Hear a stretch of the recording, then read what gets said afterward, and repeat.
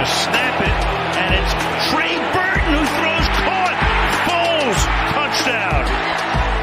Here he goes. It's Hester. Inside the 30. Hester's going to take it all the way for a touchdown. Fields stumbling, trying to cut it back. Justin Fields making magic happen. There goes Fields. Touchdown! Punch on first down, fires downfield. It's Deshaun Jackson back in the lineup. Missed the last 7 games, and he will take it 81 yards. A somersault into the end zone. His first touchdown of the season.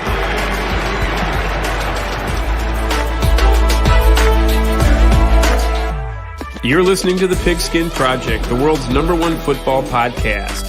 Now, with more insights on all things football, here are your hosts, Ben Hansen and Ryan Matthews. Ladies and gentlemen, welcome back to The Pigskin Project, where we have both original hosts back in today. Ben, welcome back to the show. What an eventful week. We'll get to all the weekly news and everything, but we need to know, first off, clarify as to why you weren't here last week. And, how you been the last couple weeks, man? It's been a while. My Wi-Fi just stopped working. And ironically, at the same time, my phone service stopped working. So I couldn't just drop a hotspot.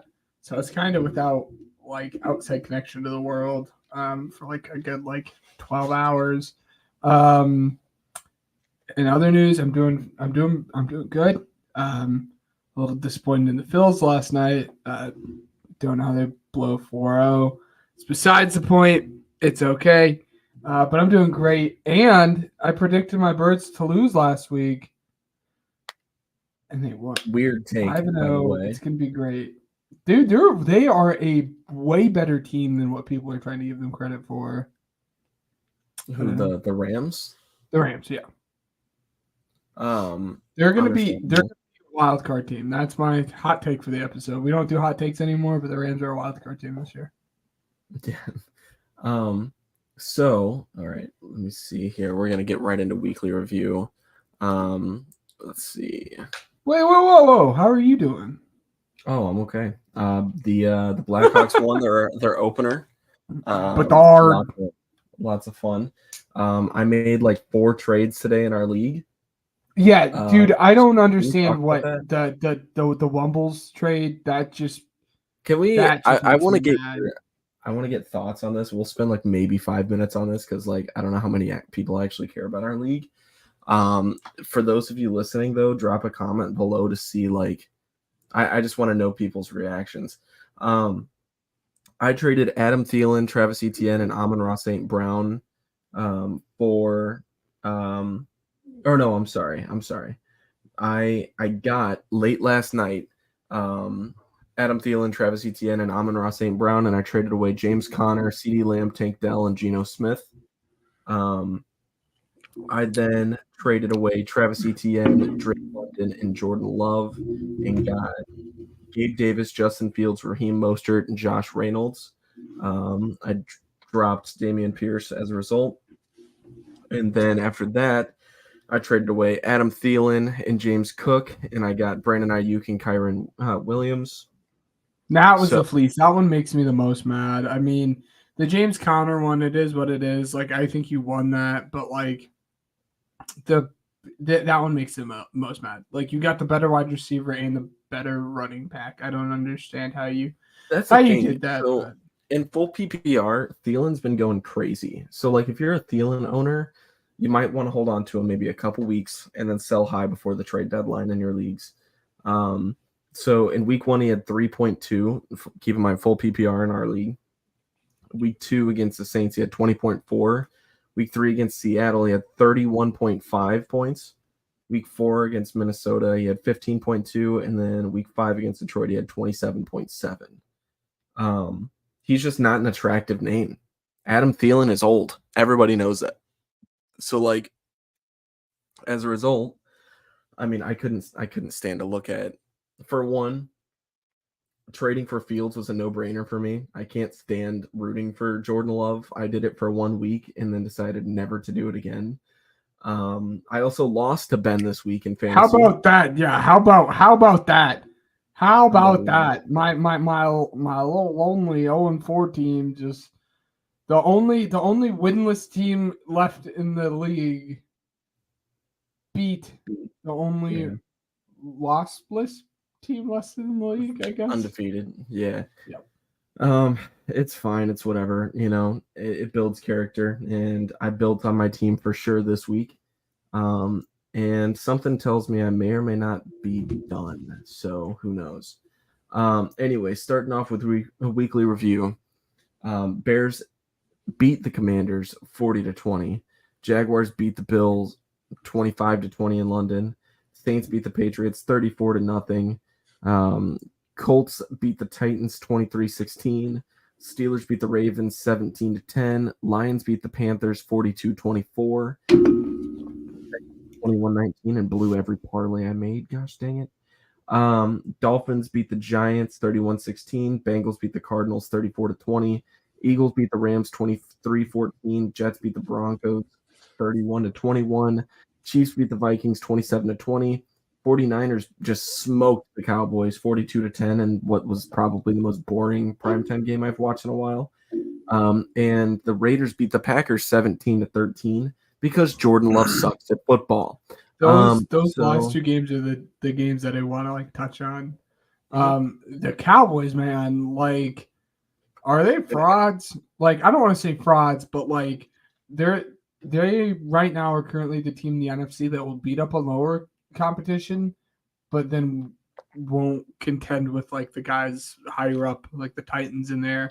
And then, like you said, I had no clue what the heck happened with the Packers there, but that was just at the end of the day. Again, he was a double agent for me, is what he was. Yeah.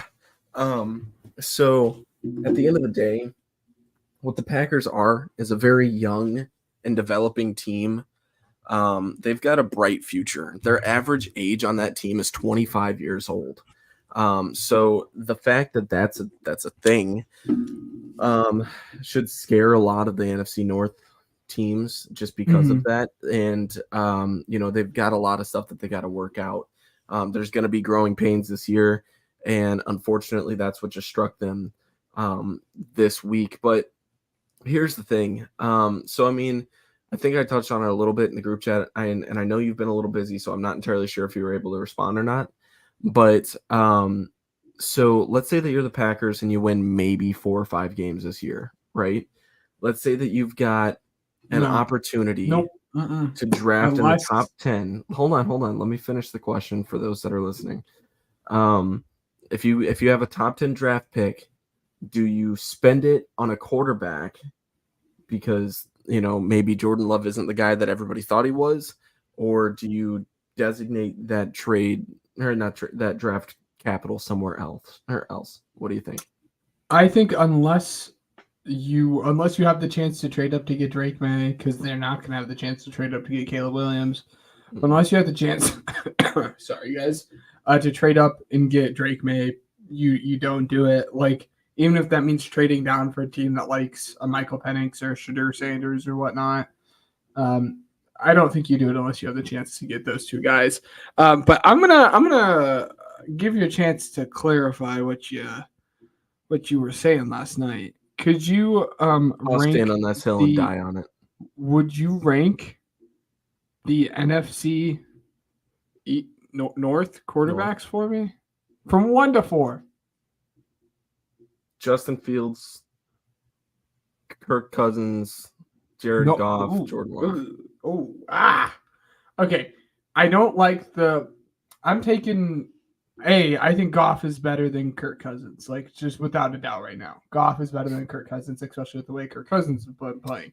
I would argue that Goff clears. There's an argument for Cousins, and obviously Fields is playing better right now. But that's so tough because Fields has the highest highs but the lowest lows of all of those quarterbacks.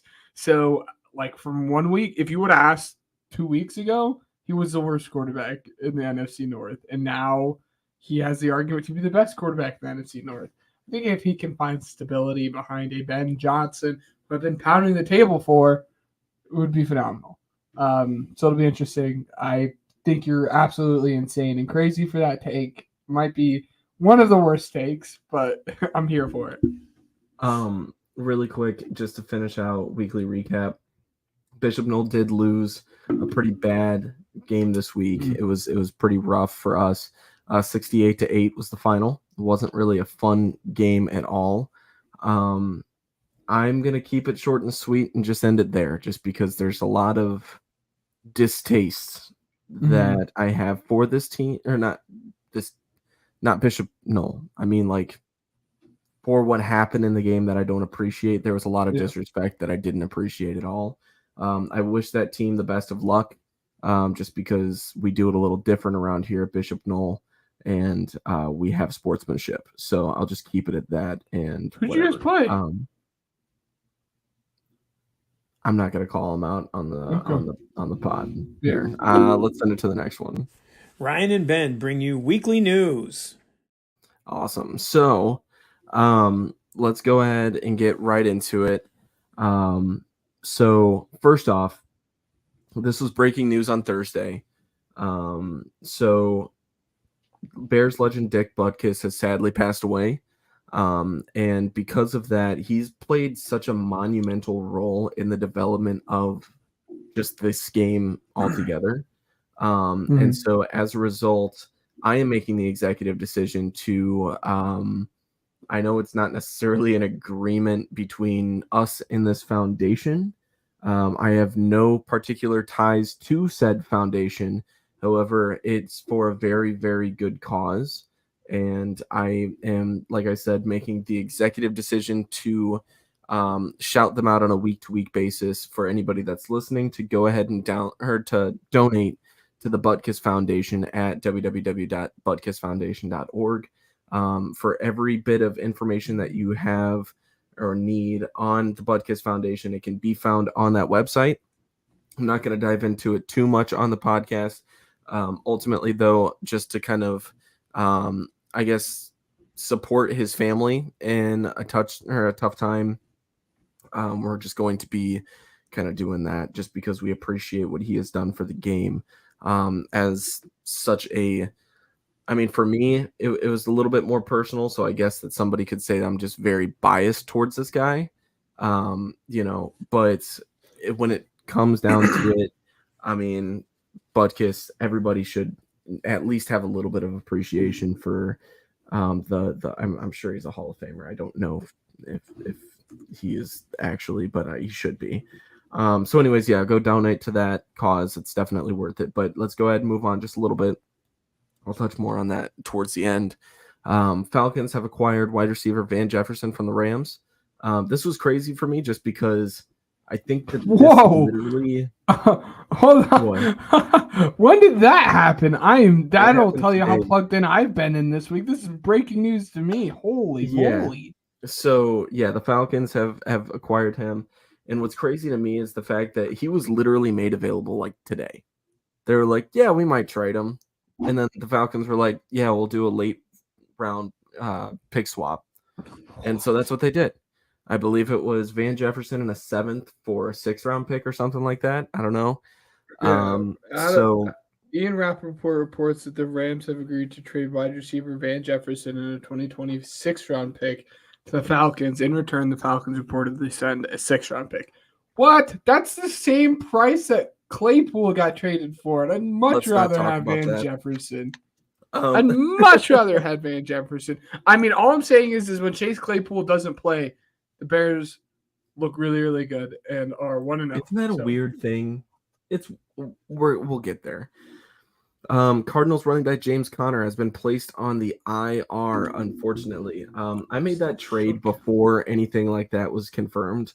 There were no reports at the time of the trade and everything. I knew that he was a little banged up, but I didn't know that it was that bad. So I will swear, I will put my hand on a Bible and swear that is legitimately the full truth there, even though a lot of the league's pretty mad about that. They were making me mad, dude. Like, it's not like you had insider information. You're not plugged into what the Cardinals were going to do. The best part about that was knowing that Damo was totally okay with it because he was like, he'll be fine. James Conner told me specifically, like, yeah, it'll be fine. Speaking Dude, of I'm injuries, shook about this trade. What? Anyways, I'm sorry. Chiefs tight end Travis Kelce is dealing with a low ankle sprain before Thursday night versus Denver, and he was limited in practice today. Something to watch if you're a Travis Kelce fantasy owner. Chargers running back Austin Eckler was a full participant in today's practice and is 99% sure he'll play in week 6. Dolphins running back Devon Achane is expected to miss multiple weeks with a knee injury and could land on the IR. I've heard from a Dolphins fan that Ben and I know very well that it's more than likely going to be around 4 to 6 weeks. So I would expect him to be landing on the IR. Think Jim teacher. That's who you're thinking. Oh, what a guy. Anyways, yeah. Anyways, so Cooper Vikings Kupp made his return. Yes, Cooper Kupp made his return, and he looked pretty good as well. Ben and I were going to potentially talk trade between A.J. Brown and Cooper Kupp, but I guess Ben's mad because I've been wheeling and dealing today, so it's not going to happen. No, I just have so much going on, guys. It's absurd. That's why we're doing it today. It's midterms. I mean, all my students who listen to the podcast know exactly how I feel. Anyways, I'll let you continue getting to news. So, Vikings wide receiver Justin Jefferson has been placed on the IR as well, which is big because Bears cornerback Kyler Gordon and Jalen Johnson are making the return, as well as safety Eddie Jackson. So the full secondary should be back. Maybe Jaquan Brisker should play. Maybe he won't. I don't know because I know he's been banged up week to week. But for the most part, our secondary is going to be back, and without the best wide receiver in the game easily. Jordan Addison. Dude, I'm starting Jordan Addison this week. It's going to be phenomenal. As you should. Speaking of your wide receivers on your team, wide receiver Deontay Johnson told reporters he plans on returning in weeks. Oh. Do you have Deontay Johnson? Yep. I thought you were talking about the Eagles. Today. I thought you were talking about the Eagles. I was concerned. I was like, what are you talking about? Fantasy. He plans on returning in week 7 versus the Rams.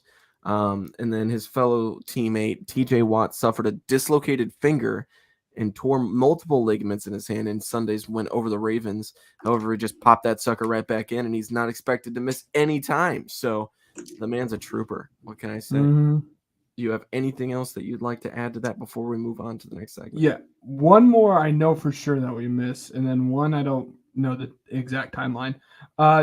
Jonathan Taylor, he's back and signed a new contract.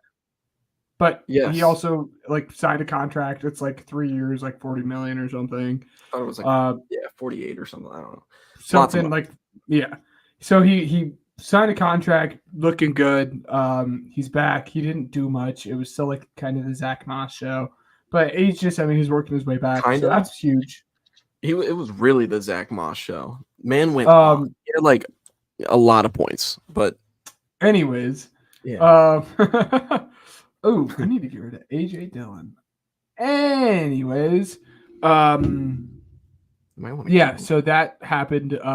He resigned. Good for him. Did not think he was going to be a Colt ever again. And then I could be wrong in the timeline. Ryan, absolutely interrupt. And tell me if you guys talked about it on last week's episode because I didn't. I wasn't able to watch it. Yeah. J.C. Jackson. Oh yeah, we talked about him. Yeah. Okay, I didn't know if that happened Thursday or something. Yeah, it happened on Wednesday. We're good. Cool. All right, let's go ahead and move on here. They say winning isn't everything, and that may be true in some cases. But right now, let's make some money. It's time for Pigskin Payout. Awesome. So I have 8 picks, which I believe is the most amount of picks that I had. Oh, no, I lied. I had 8 picks last week, too, but it's fine. I went 3, 4, and 1. And I say 1 just because the Texans +2 pushed. So we're doing it slightly different than what Ben's used to. Matt made a good point, and I added the odds to every pick that I have as well, and what it would be in each parlay. So a little bit more fun there.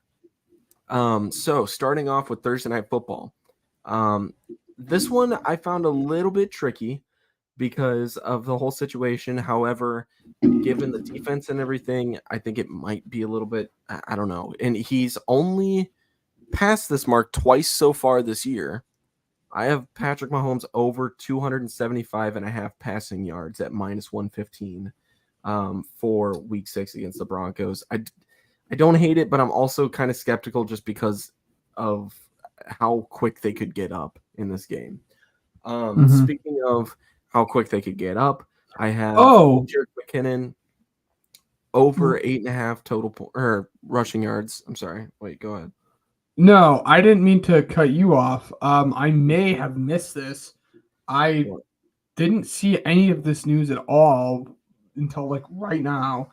Elijah Vera Tucker did like do it all, like swing offensive lineman, like the offensive lineman for the Jets that's like really good at every single position is out for the season with the torn Achilles. Oh.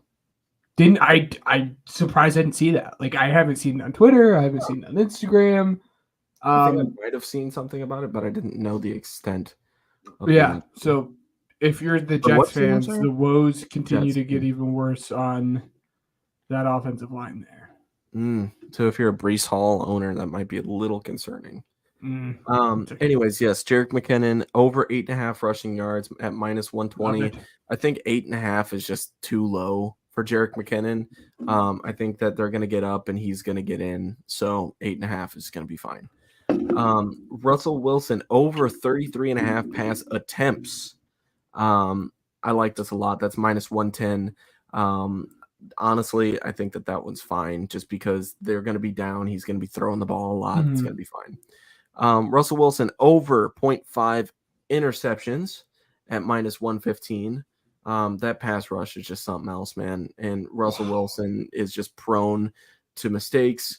So at the total parlay for Thursday Night Football, we're looking at plus 1,000 odds, which means $10 wins 100. So if you're looking to make that money, I'd say maybe indulge in a couple of those. And then looking at the Sunday slate. If you would have listened to Ryan 2 weeks ago, he would have made you guys money. He hit his Thursday night game. That was just saying. That was 3 weeks ago. Yeah, that was our first Thursday Night Football. It's gonna be all right. We'll be all right. Excuse me. That's a worst I hate when that happens. Yeah, no, I don't know what that is. Anyways, Sunday slate. Vikings at Bears over 44.5 total points. The Bears have hit the over in the total points column every single week. So this is just a no-brainer to me. At -108, that's just easy money. Colts at Jaguars. We'll get to it. Actually, we'll get to it in a little bit. I was gonna make a Bears comment, but Colts at Jaguars under 45.5 total points at -110. 49ers at Browns over 37.5 total points. I can't believe the line is at 37.5. That just doesn't make sense to me. You're playing. It's the 49ers. They might have more than 37.5 total points by themselves. And then this one's my little risk taker of the week. Buccaneers +3. And let me confirm, because for some reason I didn't put the plus or minus. But I think this is minus. Excuse me. Yeah.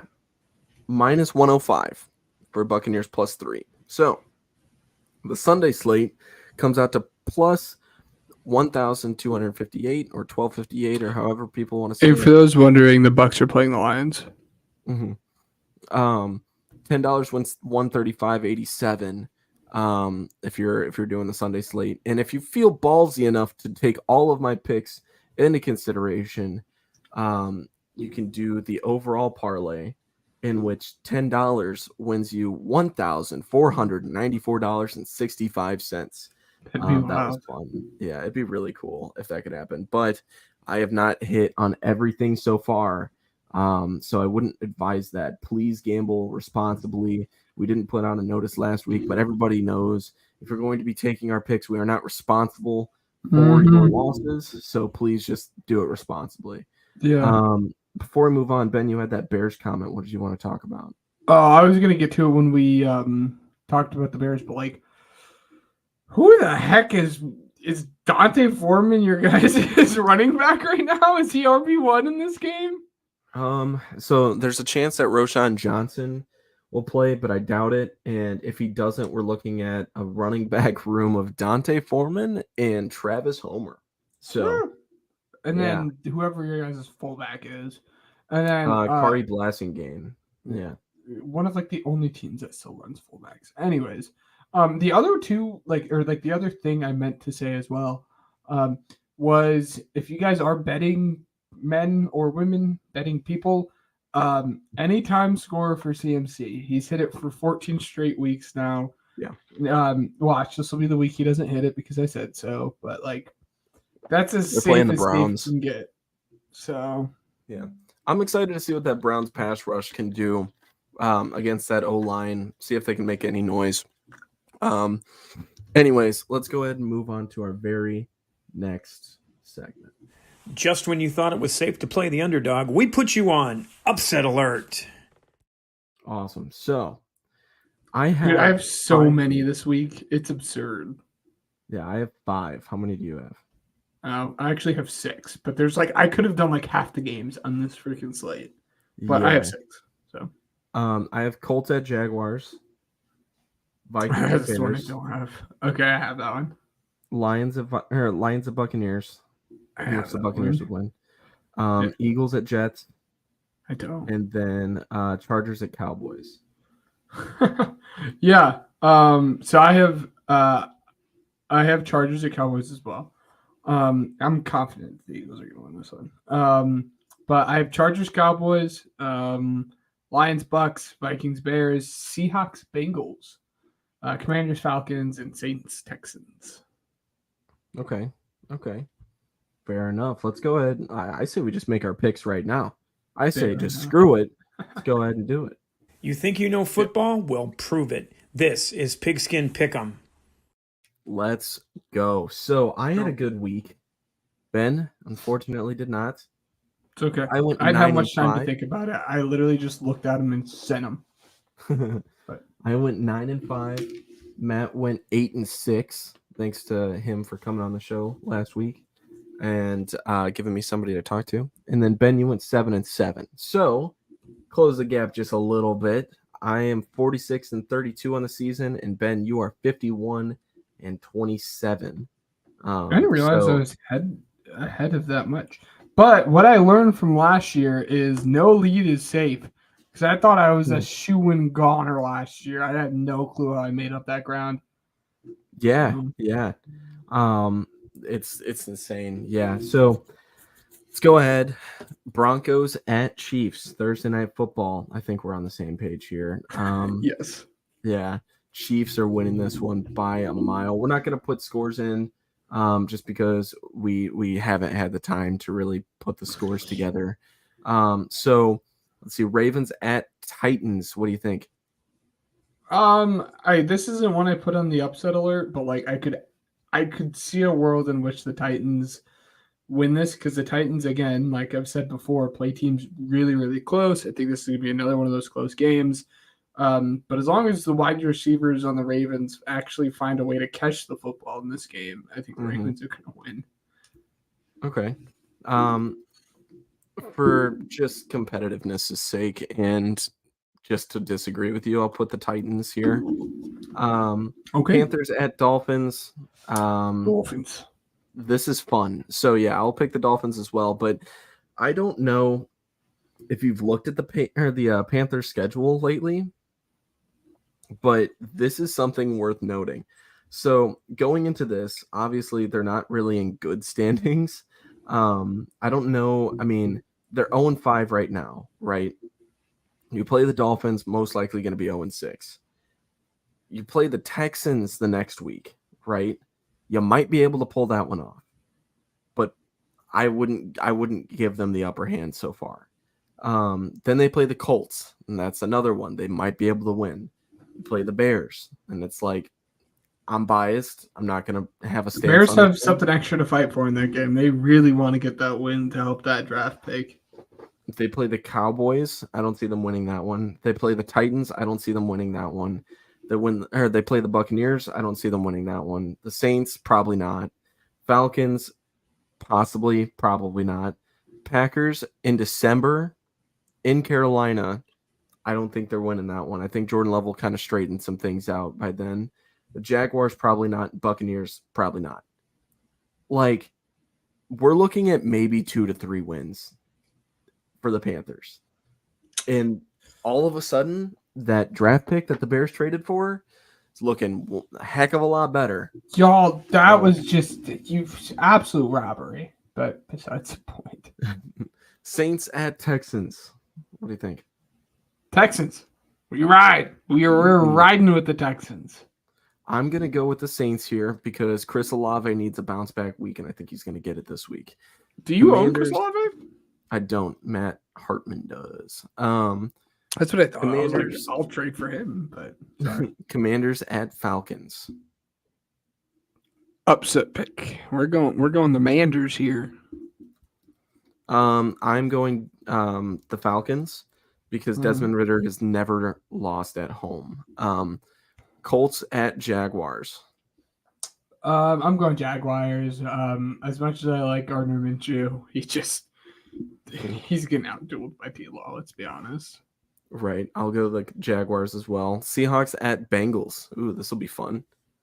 I'm taking Seahawks. Well, it might might seem the Bengals caught their footing.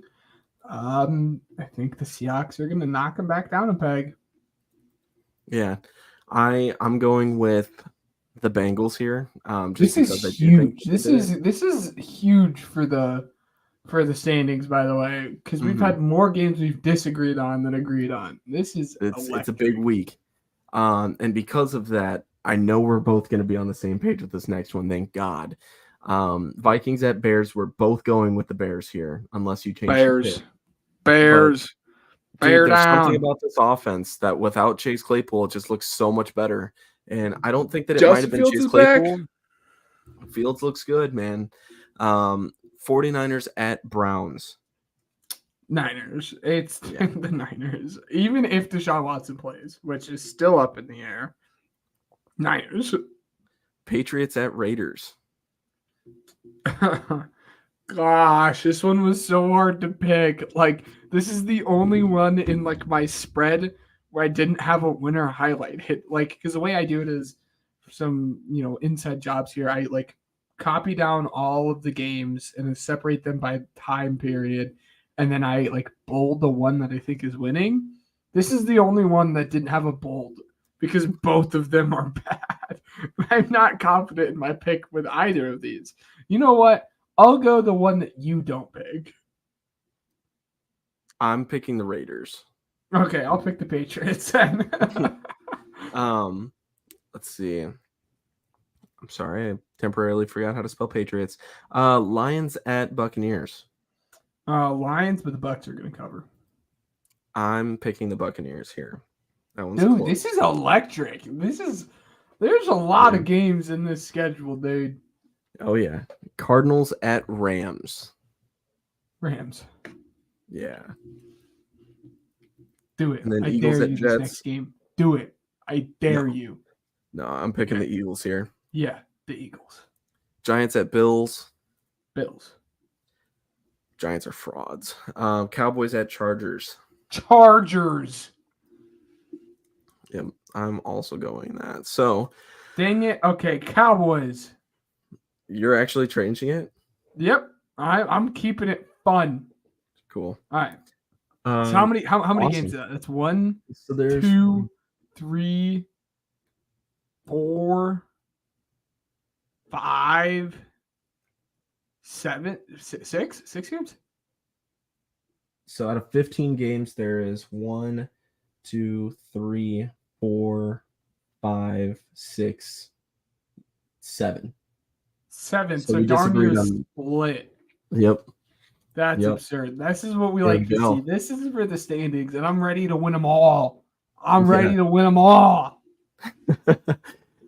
So really quick, I wanted to talk about this just briefly, just because we've got a lot more time than I had expected at this point. Yeah. What do you think the Broncos need to do to be able to get back on track? Because they had a lot of momentum coming into the season with Sean Payton, and Sean Payton just says that like they're not going to be sellers at the deadline. So, I mean, it's crazy to be thinking about the trade deadline because it feels like the season literally just started like yesterday. But like, it's coming up in like 2.5 weeks, 3 weeks, 3 weeks exactly. In 3 weeks, I love exactly. football because it helps time go by so much quicker. But yeah, right. Do you think that there's any saving the Broncos, or are they just broken? This year there's no saving it. Like they're done for the season. In where it gets super tough is the clear and most obvious move. While Russ hasn't looked bad, the most obvious move is to get rid of Russ. But you can't. Ooh. You can't. His contract is absurd. There's no way you are moving off of Russ with the amount of dead cap you're gonna get from doing so. It's you're locked up. Like you have to get rid of him. You have to start over. And I think it's so funny because Sean Payton was like, Hackett had the worst coaching job ever, and you haven't. You're trash. The only game you've won was against the Bears, and the Bears beat themselves up. You didn't beat the Bears. Bears Thank you for beat noticing. Themselves. Like they are not good. And Sean Payton, it seems like Sean Payton just doesn't like anyone in that franchise. Like if it was up to him, he'd sell all of them. Like everyone's out of all that trash about Hackett just to lose, just to be bad, so just crazy. To be as bad as Hackett has been. I mean, I think getting rid of Russ is the most logical move, but I don't think you can do so.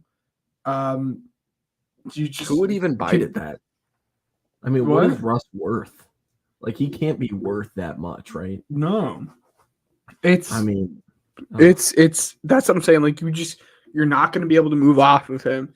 So the next course of action here, I guess, is draft a wide receiver. Someone's there. Like, have Cortland Sutton, Mims, and whoever's there continue to build along that offensive line. And hopefully Javonte Williams continue to progress to get healthier and healthier along as the season continues. And hopefully your offense is there.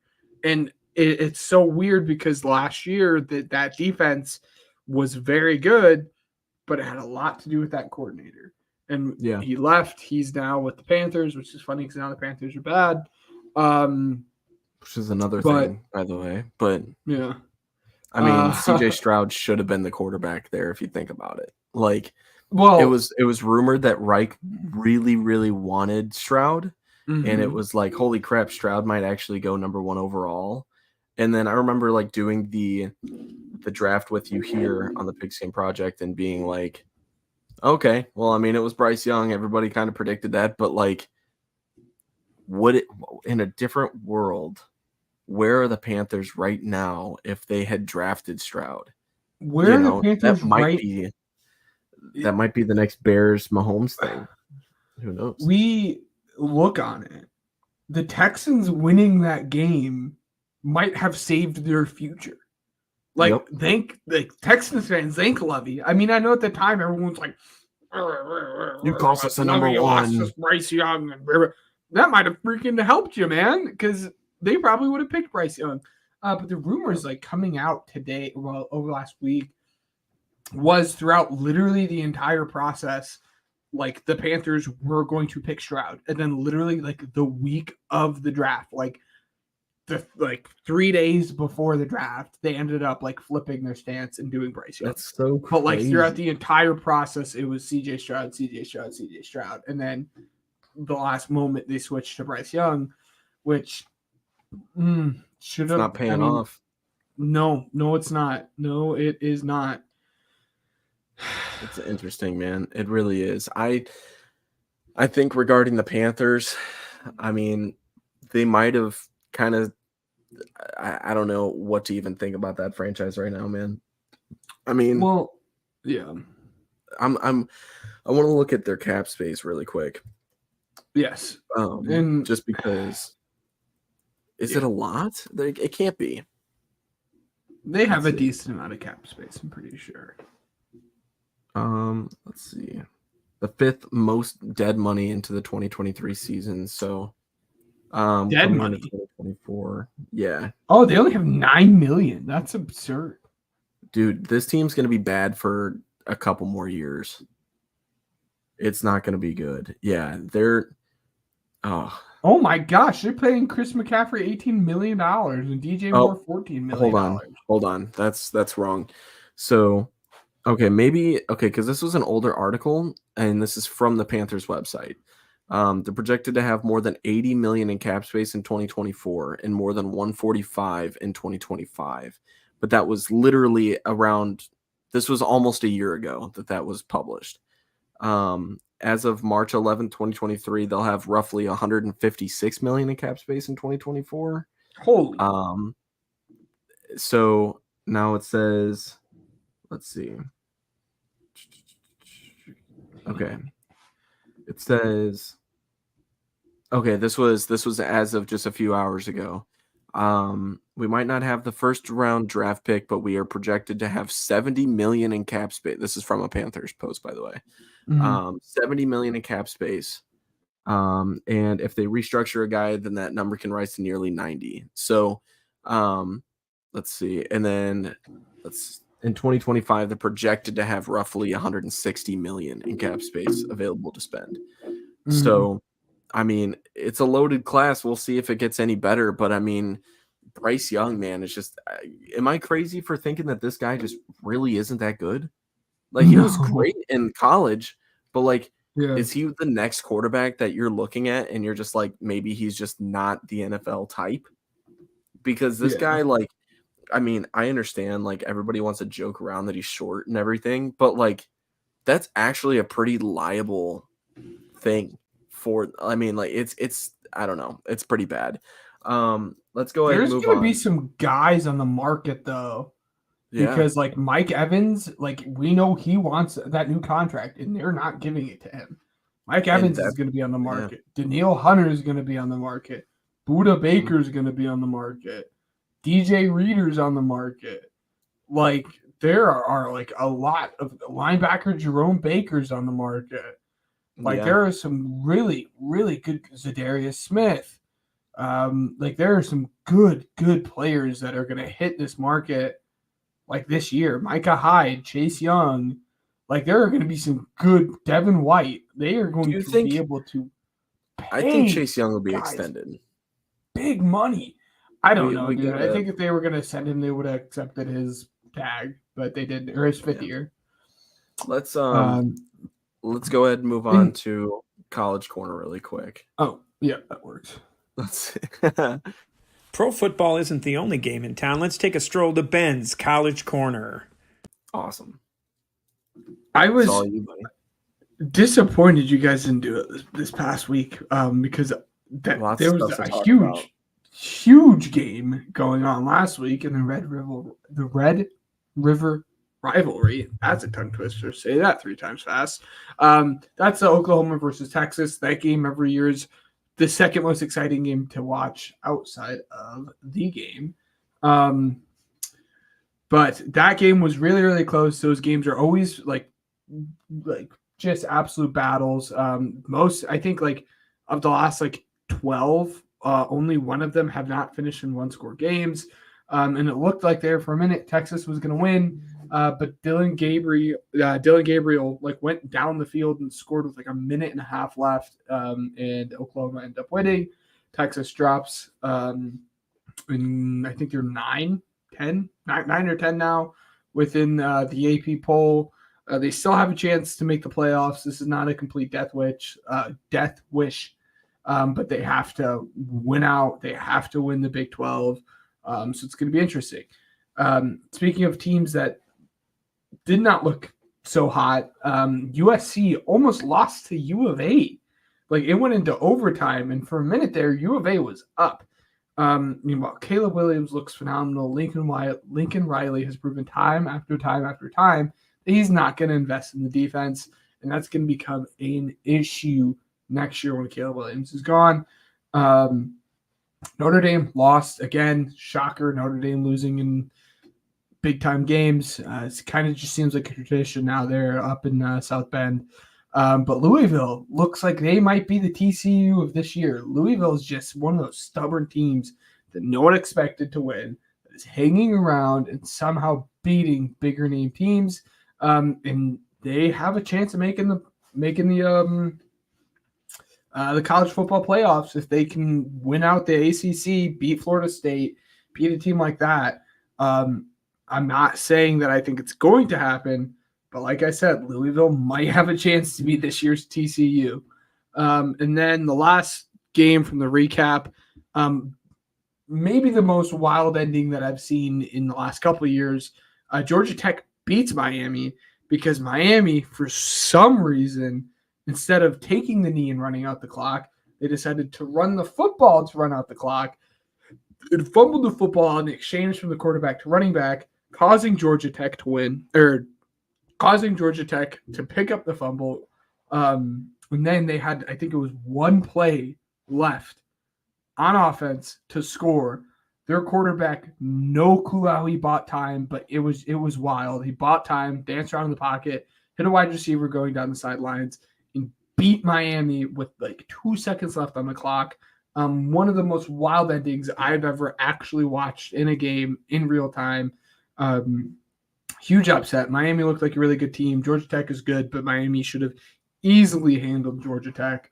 In terms of this week, I usually give you guys 3, but there's 4 pretty good matchups that I thought were worth talking about. And first and foremost, the most important one this week, and will probably be the game that decides who's coming out of the Pac-12 and into the college football playoffs. This game right here, again, they are fighting for their spot. And whoever wins this is most likely going to be the one that represents the Pac-12 in the college football playoffs. That's going to be Oregon versus Washington. 7 Washington, 8 Oregon. The quarterbacks play in this game is going to be absolutely wild. Bo Nix did not look good at Auburn, but ever since coming to Oregon, he's looked like a completely different guy and has been an absolute tear this year, arguably putting himself in round 1 conversation. Michael Penix, as long as he stays healthy, which he has been, he looks like the best quarterback, or outside of Caleb Williams, looks like the best quarterback in college right now. Absolutely absurd. This is going to be a game that again, I'm not 21, don't know what the odds are, can't legally bet. Probably take the over on this game, though. The offense, this is an absolute offensive shootout. And then USC versus Notre Dame. We'll see. Notre Dame, can we please try to win a big primetime game? They struggle doing so. We'll see. Again, like I said, USC's defense has not looked good at all. Hopefully Sam Hartman can take advantage of that and do some scoring. Audric Estime looks really good. Wouldn't be surprised if he hits over on his yards. Again, don't know what that line's like. And then UCLA versus Oregon State, 2 teams that have been absolutely have blown me out of the water in terms of expectations. Did not expect UCLA to be as good as what they are this year because they lost a lot of talent. But Dante Moore, their freshman quarterback, has stepped in and has absolutely just killed it and taken the place of DTR like he never left. And then Oregon State has looked very, very good. DJ Uiagalelei finally looks like the guy that we thought he was going to be at Clemson. And absolute tear this past week. Let me look at what those stats were for him real quick. Yeah, he was 19 of 25, 275 yards and 5 touchdowns. Just was slinging the rock against Cal last week. And then where's this last game that I have pulled up? Sorry, guys. Oh, and then the last one is UNC versus Miami. Miami's going to look to bounce back against UNC. UNC looks to continue to be dominant here. It's going to be fun to see if Drake May can – I mean, Drake May has looked good, but he hasn't looked dominant. We'll see if Drake May can look dominant against his secondary. Miami has a good team, a really good safety that's probably going to go in the first round this year. So it should be really fun. Those are the games to look at this week. And hopefully this week of football is just as good as last week of football. But then there's a really, really big matchup next week, which I'm excited to talk to you guys about again, but that's next week. Come tuned in for that. Awesome. So, and IU plays Michigan. Like, that's not important at all, but like, I was huge for me. So like, we're hoping for it. It's a shame that's not here in Bloomington, but it's gonna be in Bloomington next year. So you guys already know I'm going to that. So It's time for America's favorite game, Weddle. Awesome. Let's get right into it. Ben, I won the last time we played. Yeah.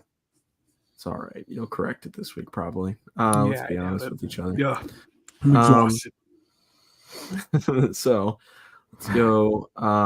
That's not at all what I wanted to do. I'll kind of get back. Dude, the ads have been awful. I played it on like Saturday and it was like really, really bad. Like, I'm going to start off with Amon-Ra St. Brown. Amon-Ra St. Brown.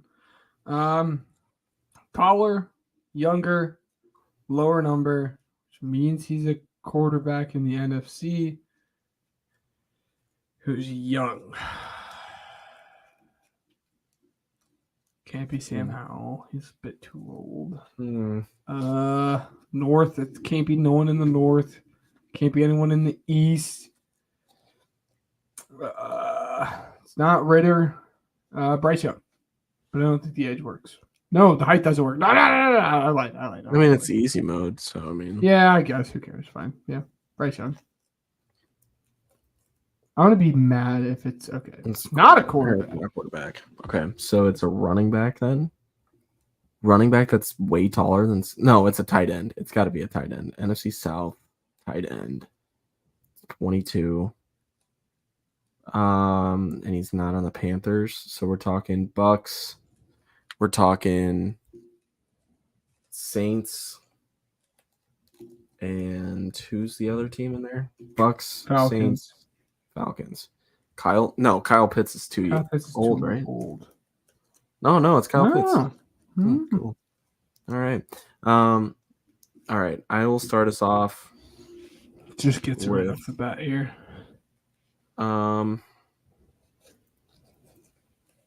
Griffin Dexter. Oh, what a pull, Ryan. What an absolute pull. Unbelievable. Unfreaking believable. No. Harrison Butker. Oh, so good. I'm always so scared that it's special teams. Like, it always scares me. Let's go with I